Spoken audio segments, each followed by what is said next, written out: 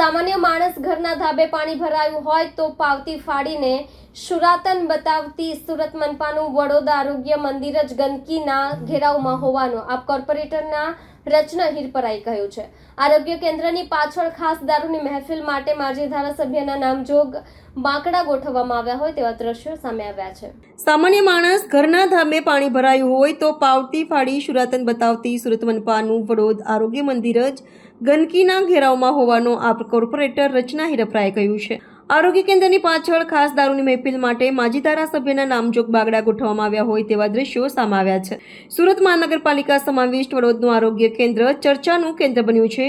વાત જાણે એમ છે કે આમ આદમી પાર્ટીના કોર્પોરેટર અને વિપક્ષ દંડક રચનાબેન હિરપરાએ અચાનક વડોદરામાં આવેલ આરોગ્ય મંદિરની મુલાકાત લેતા ત્યાંના દ્રશ્યો જોઈ ચોંકી ઉઠ્યા હતા।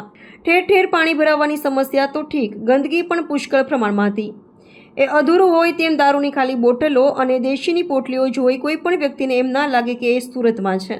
રચનાબેન હિરપરાએ જણાવ્યું હતું કે આરોગ્ય કેન્દ્ર એટલું કુખ્યાત થઈ ગયું છે કે કોઈ પણ સારા ઘરની વ્યક્તિ અહીંયા ઈલાજ કરાવવા આવી ન શકે। માજી ધારાસભ્ય નામજોગ બાકડા અને એની આસપાસ દારૂની ખાલી બોટલો તેમજ દેશી પોટલીઓ જાણે કે રોજ રાત્રે તે જગ્યાએ દારૂની મહેફિલ ચાલતી હોય તેનો પુરાવો આપે છે।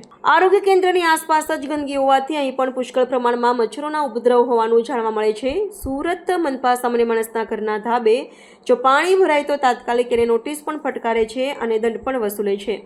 ત્યારે ખુદ પાલિકાના આરોગ્ય કેન્દ્રની આસપાસ ગંદકીનું સામ્રાજ્ય છે તો કોની પાસે ફરિયાદ કરવા કે દંડ વસૂલવા જવું। કેમેરામેન હકીમ શેખ સાથે વસીમ હાસમીનો રિપોર્ટ, આઝાદ ન્યૂઝ, સુરત।